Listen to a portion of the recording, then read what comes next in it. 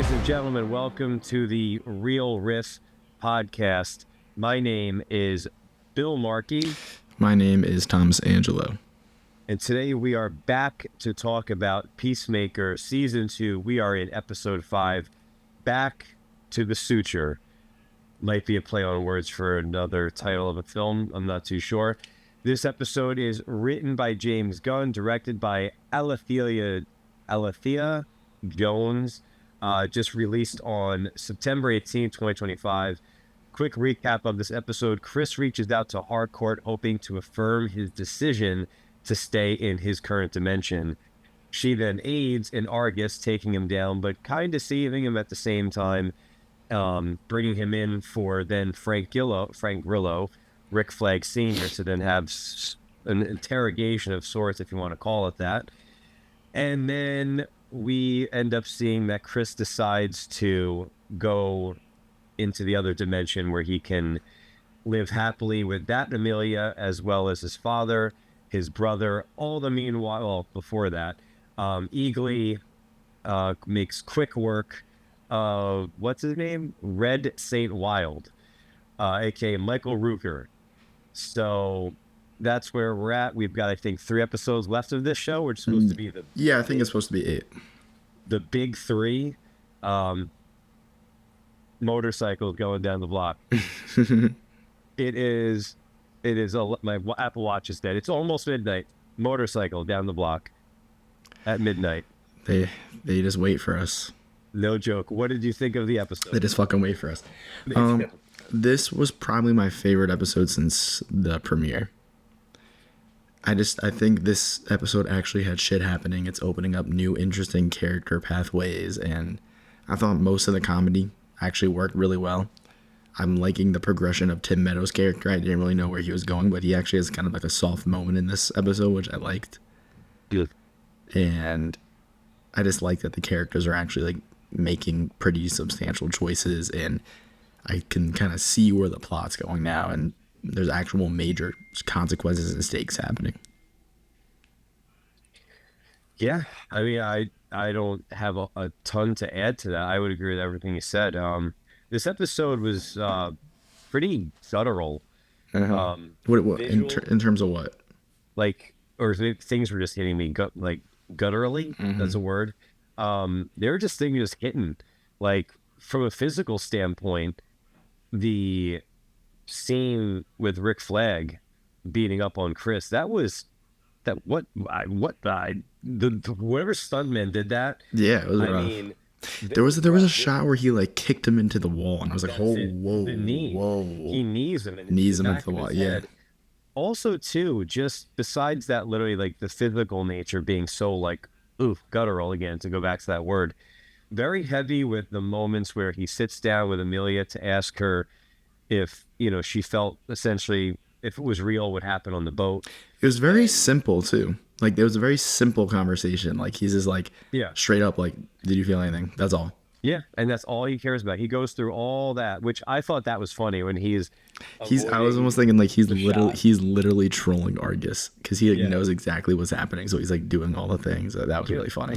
Like, that was very like gut punch. And even at the end, when he goes back into the other world, I even feel like Judo Master had a moment of kind of softness, the same way Tim Meadows' character did. Like, he doesn't seem to just spring into action right away. Yeah, he's like, kind of just standing there for a little while, like observing. Yeah, granted, he's taken back by this gigantic blue door or whatever, but he's not just like running into action. Like, it's a very interesting episode, very good episode. And the humor for me, I think it was pretty subtle, but it was the subtle humor that worked. There wasn't anything that was like, in my opinion, hysterical. And one other thing that really hit me, I actually got emotional when they showed Adrian crying. Yeah, no, I hate seeing Adrian upset. Yeah, I don't want to see him upset. Yeah. I'm still waiting for more to happen with his character. His entire character arc, and we're now going into episode 6, has just been, hey, ask me animal facts. So I feel like it's coming. I feel like him and it better be. You only have 3 episodes left. I feel like their moments are coming in this whole thing where they're gonna go to rescue him. Like, Yeah, because like, what was that whole like prostitution joke that went on for a very long I time? didn't, I didn't, yeah, That went on for a very long time. I was like, okay. I agree. Yeah. Michael Rooker's character, I'm glad he's out of here. What a fucking terrible character. I was gonna ask you, Like, what did you think of Michael Rooker's I'm just happy I'm happy something happened with his character and that he's just gone Yeah. because I don't give a fuck about that character. I thought it was so dramatic. I thought the whole thing of Eagly actually being the primal eagle was kind of funny, but that whole like weird CGI shot of like the thing around Eagly and everything, that did not look good. That just looks stupid.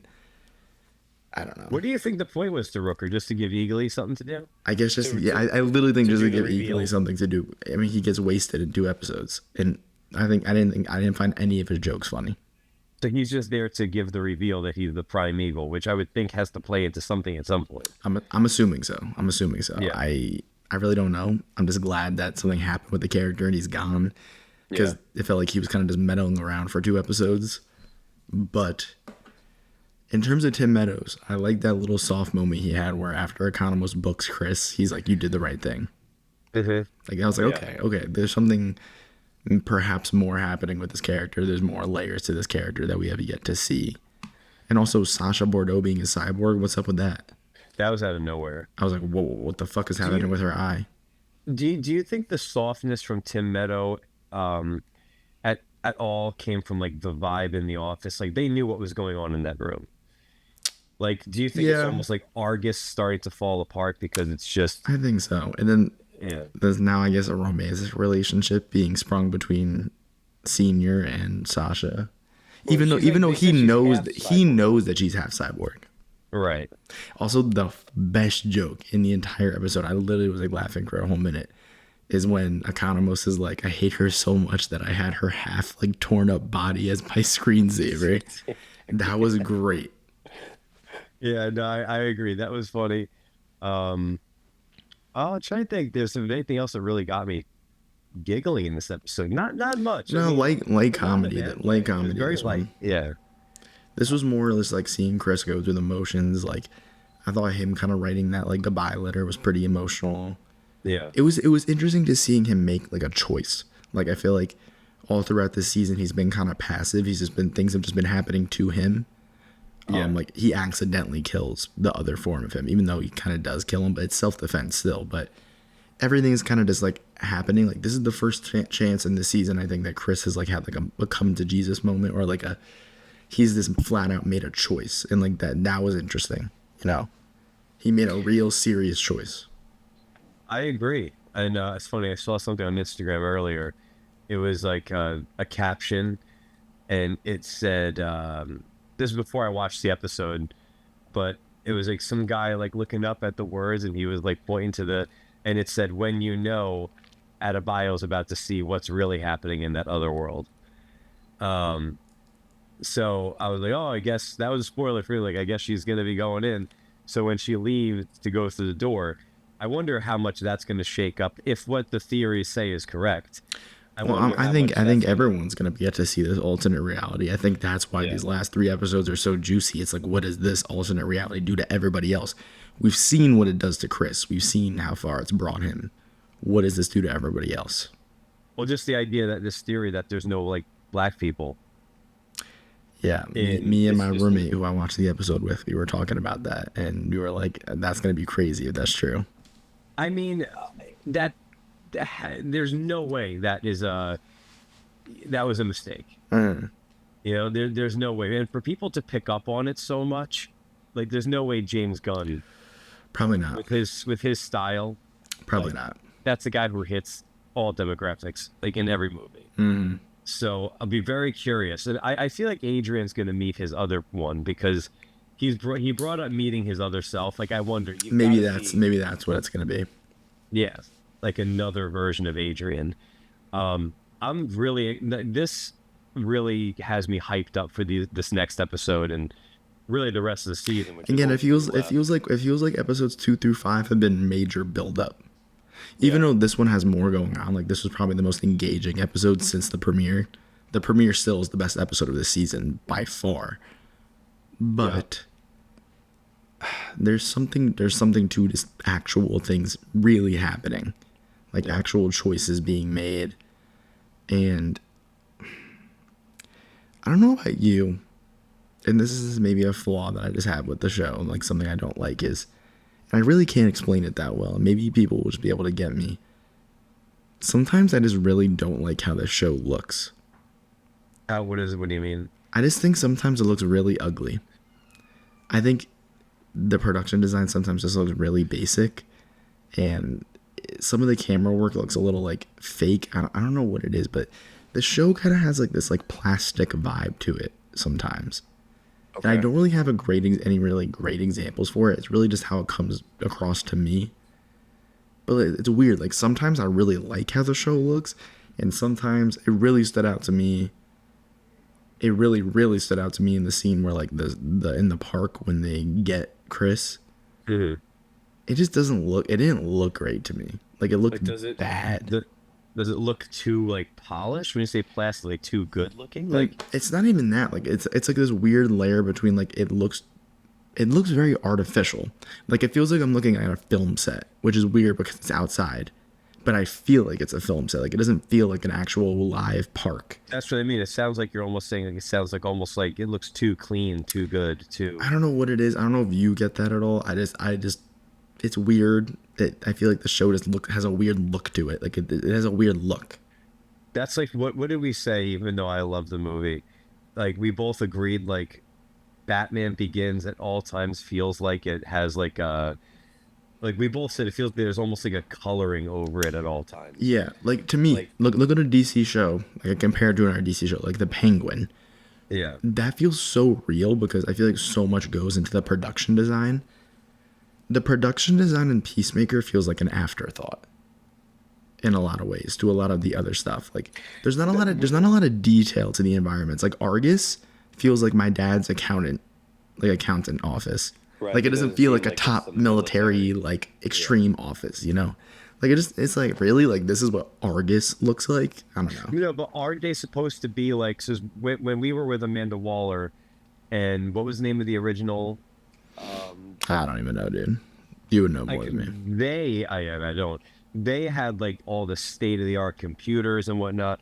I think that's a choice that Argus is like that. I feel like haven't they alluded to Argus being like what was left over from Waller's? The fuck was her title? Was it Task Force X? Well, that is the Suicide Squad. Oh. I tried to think of her version of Shield, what it was called, and I can't think of it right now. Listen, I don't know. I think it looks bad. Like I think this show doesn't look great in my opinion, and I really noticed that a lot in episode 3 during that action sequence in the second reality. I just didn't think it looked great. Like, it didn't look good. Like, that looked like a film set, too. Like, when he was driving in the streets and they were like... No. At the park, when the action sequence happened. At that, like, government building at the park. What episode is this? 3. I don't even remember that. With the Sons of Liberty, or whatever. Oh, like in the other universe, when he goes and the shadow and he killed him. Oh, I'm sorry. Okay. I thought that just looked bad. Like, I thought it looked bad. Like, I love this show, and I like a lot of the things. Like, I wouldn't be, like, covering a show weekly if I didn't really like it, but it's something that's really annoyed me to this point is I just don't like how this show looks, and I don't know what it is. There's just, like, this weird mixture between, like, realism and, like, not realism, and it's just, like, it doesn't work for me. I don't know. I just sometimes just really don't like how this show looks. I don't think it gets a high CGI budget because it's television. And I don't know. I'm not a fan of how it looks. Didn't you also say the other day that you did like an angry tweet at James Gunn about this? At like 4 a.m, you tweet him. You're like, "Hey, you piece of shit, motherfucker! I do a podcast about your show." Did he need to do that? No. I thought you did. You're lying. I am lying. I do know it. I don't see it with Peacemaker. Now I'm going to keep an eye out for it. Look at a show like The Penguin. How beautiful and detailed and specific that show looks. If you look at Peacemaker, what is the look of Peacemaker? What is the look of Peacemaker to you? What is it? You can't describe it, right? Now it just seems like the regular world. It's kind of boring. Yeah, like it's nothing specific. It's boring. It feels like an afterthought. That's just my opinion. Yeah, I okay. Like it makes more sense because the way that I talk about like it's funny, like the way that I compare, and I hate that I'm gonna do this, like as much as I love The Dark Knight, it does not look as good to me as the Batman. Like No, no, no, Gotham no, no, no, no. like got are you disagreeing? No, I agree. Like I Oh. agree. Like it looks nowhere near as good. Like Gotham feels alive in the Batman. It feels like an organism. It feels specific, Yeah. right? Even in Superman, like with what Superman is going for, I like the way Metropolis looks. The way it looks like a very kind of clean city. It looks like it's being protected by Superman. It looks Like it's a specific choice of how it yeah, looks. it looks like This show something just looks comic booky. boring. Yeah, I understand more what you mean because that was a good way of going about to ask me like how do you describe the look, and I wouldn't be able to describe the look of, you know, you could even describe Manhattan in Spider-Man. Be like, yeah, it's Manhattan. It just keeps it moving. Like Spider-Man is an after, you know, people are already ready to move on to the next thing See, in the second one. but in this, it's like you have these crazy cyborgs like Sasha Bordeaux or Peacemaker in his crazy outfit and everything, and it doesn't really contrast well with how this world like looks. And Yeah. it's actually starting to take me a little bit out of the DCU because I'm like, this is not matching with the specific production designs and everything. Like, it doesn't really make a lot of sense to me. I don't know. I wish there was a lot more thought and detail put into it. Yeah. Does this with do these things, or isn't just like a basic thought for you? You're like, okay, bad production design, but as somebody who's in film school who wants to can make, I know you've made a couple like short films and you got a lot more ahead of you. Does this stuff like just resonate with you even more for your own career? Do you just watch so many movies like it's just, hey, oh yeah, I know the production side is better? To you, did it like instill things even more, like how important this stuff is? It's like the most important thing. Yeah. And I'll actually like, Yeah, but then yeah. again, we're watching something that's had millions of dollars in it. Doesn't seem like, according to you, and I would disagree that it seems that important. No offense. Well, yeah, that's why it's a flaw, you know. Right. Like, does that really hit you hard where you're like, that ain't gonna be my, you know what I mean? Yeah. I like specific details. I like in world building. Like half of your world building should be just what's on screen, not what's being said. More than Right. half. More than half. Yeah, it creates atmosphere. Mm-hmm. Yeah, that's true. This show has no real atmosphere or a real like really I could pull 50 people and be like, hey, what's the look of Peacemaker? And really all they'd probably be able to say is the real world. And it's like, okay, you could say it's set in the real world, but it's the DCU. You have all these crazy things going on. It doesn't really match with the world you set up in Superman. Then you could be like, oh, well, Metropolis has a different look, but like it really doesn't match up, you know? Right. I just would have liked something more specific because I just don't think how the choice that was made for the production design is working. That's just me. And I mean, now that you pointed out, like, I don't disagree with it. I mean, no, that makes total sense.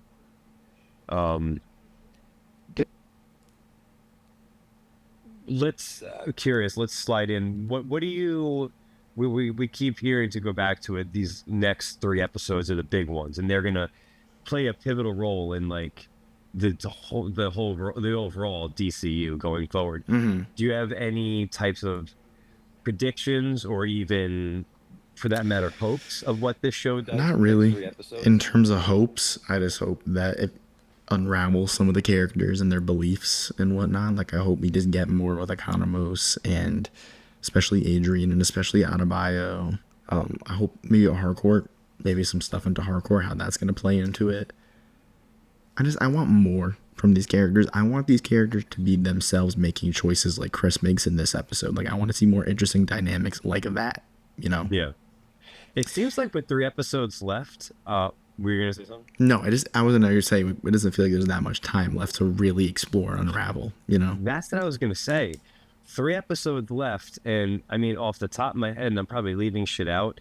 You've got 2 different worlds now to balance in. You've got his storyline where he's with his dad and his brother and Eagly. Then you've got Chris with that world's Harcourt. Then you got them trying to rescue him.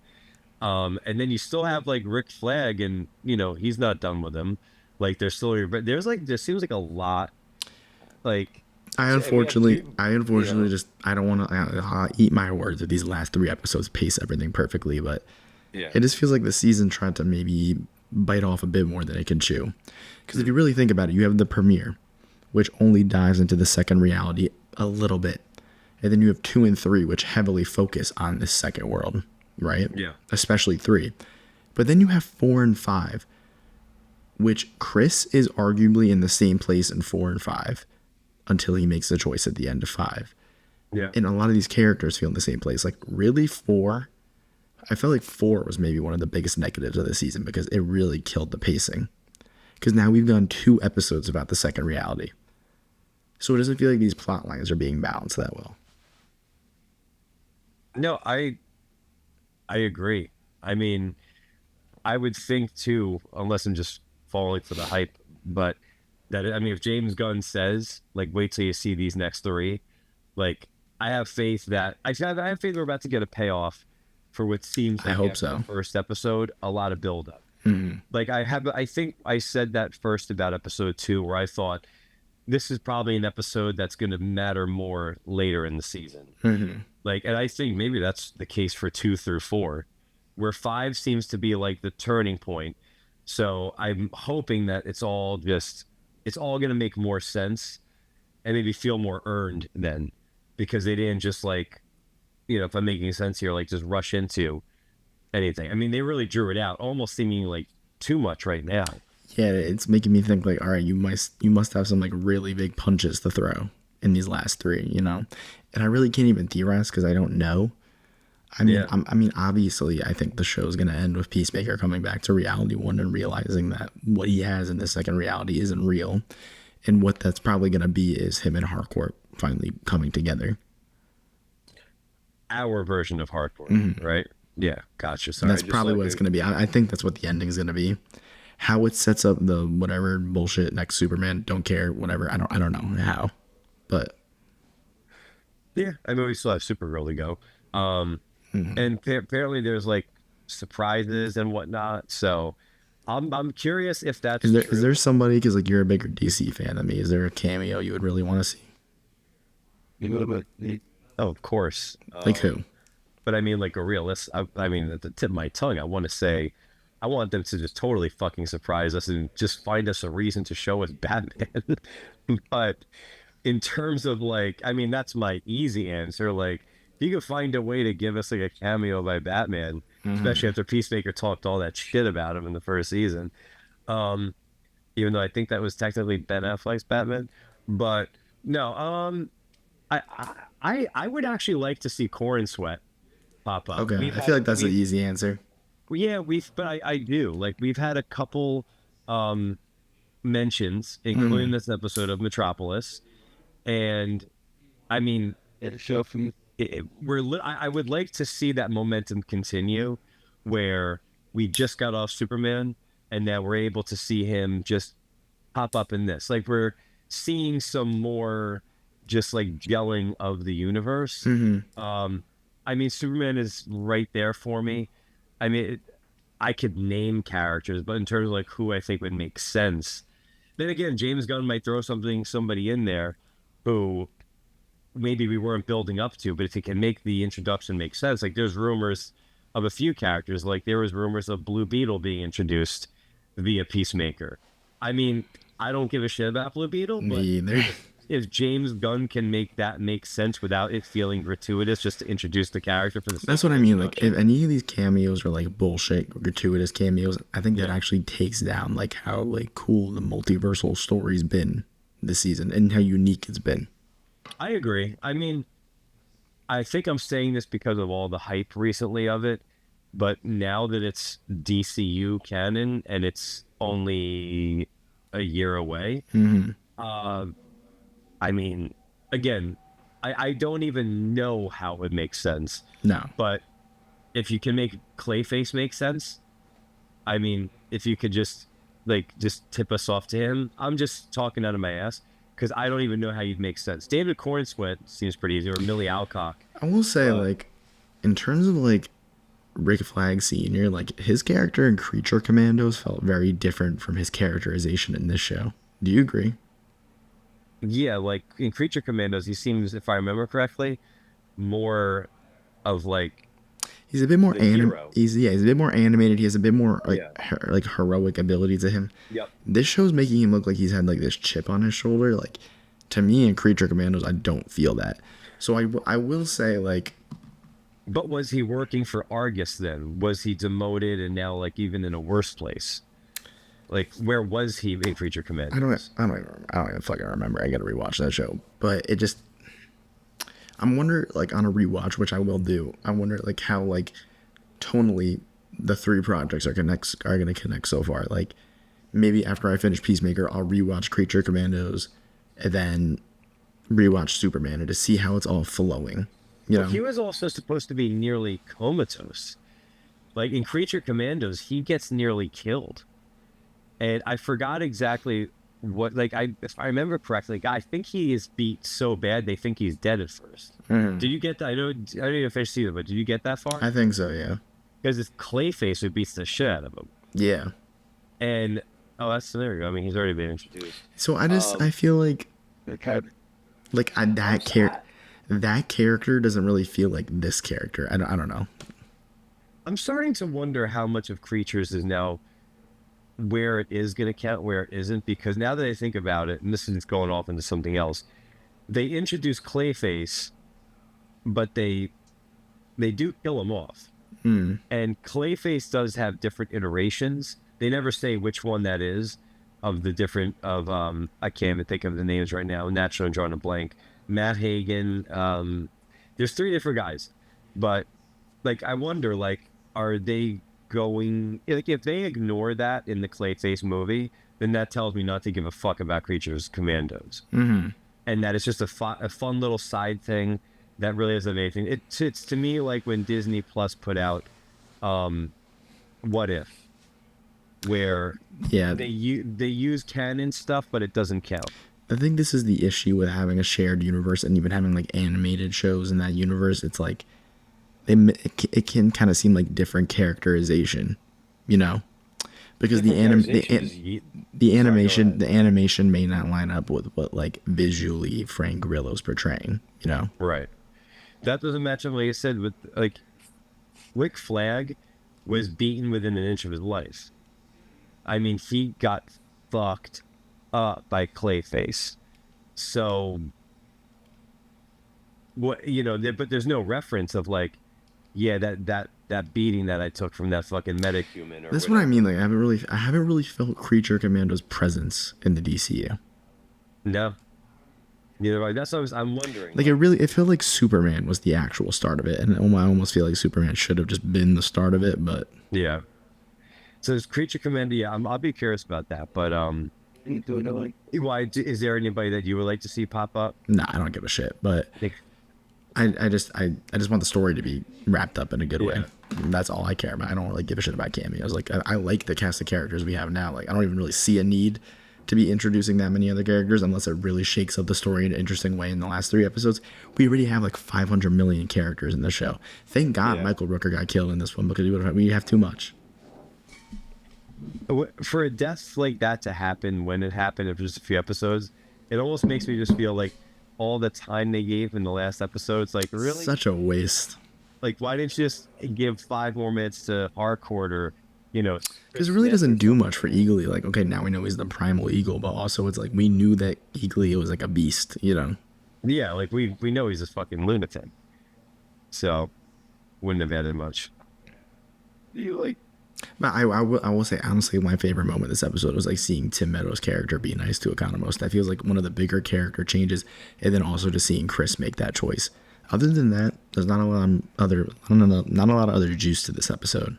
I was just glad that things are finally seeming to starting to happen, Yeah, I agree. And we're literally basically, a little bit past it, the midway point. So we're more than halfway done, yeah. Yeah, I feel like now we're at the point where the show just is going to kick it into another gear. It feels that hopefully. Way. If episode 6 feels stagnant, that's not good. I don't think so. I don't think so either, but we'll see. Literally, his team is trying to figure out now how to get to him, which they will. Mm-hmm. And then we'll really, I think all hell's going to break loose. 100%. Yeah. Is there anything else you want to comment on for this episode? Any up and coming DC news? James Gunn has said he has had talks with different people to play Batman. Oh, really? And, yep. And he's had different conversations. Reacher Alan Richardson said he's spoken. That came out like weeks ago. That's not like news. Mm-hmm. There is a lot, and I'm avoiding them, minus a couple clicks here and there. Clayface set photos, so people should really be avoiding those because there's apparently some stuff around that can tease something for the world of what Batman is going to bring for the DCU in terms of like, there's some shit, spoiler alert, where people saw, I think I said this last week though, the Joker's like almost like the Jokers, I think it was like written graffiti. People are noticing the bat symbol all over the place. Side note, Andy Muschietti just left The Brave and the Bold, so he is no longer writing the Brave and the Bold, the Batman film. Good. So I don't like The Flash. I don't really like the It movies. He's not one of my favorite filmmakers. He's off it as of today. And some of the biggest news while talking to, I forgot the guy's name, the guy who has the Happy Sad Confused podcast. Josh Horowitz. There you go. He it wasn't an episode because I've been looking for it, but he interviewed Matt Reeves for a brief spell on like the red carpet for something. And there's been a lot of little sound bites coming out of that. And one thing Matt Reeves said is that we are going to see in the Batman 2 a villain that has never really been done before on the big screen. You want it to be a Court of Owls, right? Yeah, I do. His quote was interesting. He said it's never really been done on the big screen. I don't know if that means it's been done in a feature-length animation, which then leaves a lot of people open. Yeah, because they've done more with animation, obviously. But the Court of Owls seems like it'd be like the next logical step in terms of like Gotham's like corrupt government, right? Well, they said that whoever this villain is, it's going to test Bruce. Because Reeves said about the overall story of his movies is he wants to make it about Bruce and Batman, not just really focus too much on, Batman taking center stage. And it feels like Batman's arc was very much in the first one, so Bruce's the second one being about a Bruce arc would make a lot of sense. Yeah, I mean, there's still people that have a lot of rumors to Mr. Freeze because it will be taking place in the winter because the movie takes place 1 week after the Penguin. We already know Selena Kyle, what's her name, Zoe Kravitz is not returning, and Christina Milioti is not in it. I did see that. See that she's not in it, which makes sense because they were developing the story beforehand. And there's rumors there has been talks, even though it wasn't originally planned, for the second season of The Penguin, which did well in the Emmys. Christina Milioti won. I saw she had a great speech. I didn't see it. They took home some other awards too. Also, shout out Tremel Tillman. Yeah, shout out Tremel Tillman. Severance cleaned up. Right? They did. They cleaned up all big time. Was it like nothing for my White Lotus though, other than White Lotus one theme song. But other than that, nothing. But yeah, DC wise, nothing crazy. Superman is now available for streaming as of September 19th on HBO Max. So I had already put that on while having coffee at 5 a.m. on Friday. It's just a movie, such a good feel. I put that movie on as having coffee before work, and I was like, this is going to be such a rewatchable movie for me. It's like a good movie that just goes on in the background. You know what I mean? Or while I'm doing dishes or something, or farting into the couch on a Tuesday night, just to watch it. But in terms of DC news, no. Marvel news, Doomsday is done filming. So they'll be heading into reshoots and whatnot. I think they said... reshoots. Yeah, this movie's not fucking... Just shut the fuck up about it being wrapped. Is it a little bit reshoots? No, they're scheduled reshoots. The normal... Scheduled reshoots, as in it's not wrapped. Just fuck the fuck out. They can eat my dick. You know what? That's not wrapping production. If you have reshoots and all this shit, they probably haven't even finished the script yet. The Russos probably haven't even finished the script yet. You did this on purpose though. No. We ain't getting into this. We ain't getting into this. It's like a wind up to it. Oh no, personally though, to go back to it, I will say it again. As much as I love the Court of Owls, Yeah. I want Hush. I want Hush in the Batman too. I want Hush more than anybody because Hush has a connection to Bruce Wayne. Obviously the villain for Batman, but the Court is the same way. And the Court wouldn't surprise me. To go back to the sins of the father real quick from the first one, the Court, you find out, has been basically running Gotham for centuries or years and years and years and years and years. And so it's like an ancient thing, or yeah, okay, ancient. And if I remember correctly, like the Waynes, the Cobblepots, some of these legendary families were original members of the Court. And again, nobody kill me over this. If I remember correctly, the Waynes were people who didn't believe eventually in what the Court wanted to do, and the Court is connected to their death. Oh, I didn't know that. The Court, yeah, that is a plot line I remember having to do with the Waynes. That's interesting. I didn't know that. Yeah, there's a lot there. They could pull it off. I would want to see a Hush. The only thing with the Court is it gets a little supernaturally because they do raise, forgot exactly how they do it, but they basically do raise and create these kind of like super soldiers called Talons, which are these terrifying looking, like big bolted, like jacked up dudes who wear these giant owl costumes. That's cool. And they do have super strength, super whatever. You did speak about like wanting a more supernatural threat in this like more grounded universe to see what that's like. And even Pattinson himself has commented like how you would want a villain like Clayface or, Mr. Freeze. Yeah, or even just somebody who's, Freeze isn't even supernatural, but somebody who on paper seems a bit silly to put in this. Put in a grounded universe like the Batman and the Penguin, yeah. Let's see it. You made the Riddler the fucking Zodiac killer. So, I'd be curious to see what you do with a Mr. Freeze. Mm-hmm. So, but yeah, that's the DC news off the top of my head. Okay. Do you have anything more you want to say about this episode of Peacemaker? I feel like there's not much to say about this episode. It's really not. Yeah. It's more like a transitional episode. I agree. But no, it was a good episode. It does have me excited for the next 3. I think part of that is James Gunn talking about how big the next 3 are going to be. But regardless, it's working on me. I want to see it. Yeah, so right now I would say in terms of the rankings, it's 1, 5, 3, 4, 2. Yeah, I would agree with that. Probably what it's at right now. Yeah, I would agree with that. So, all right, everybody. Well, that's it for our recap of Peacemaker Season 2, Episode 5, Back to the Suture. Do not forget to please like, subscribe, share, comment, word of mouth, 5-star reviews. Tell your friends, tell your mothers, tell the hobo who you want to give a coffee to, but he might reject it because he has too much pride. But if he has headphones, you can tell him to listen to our show. So we will see you next week.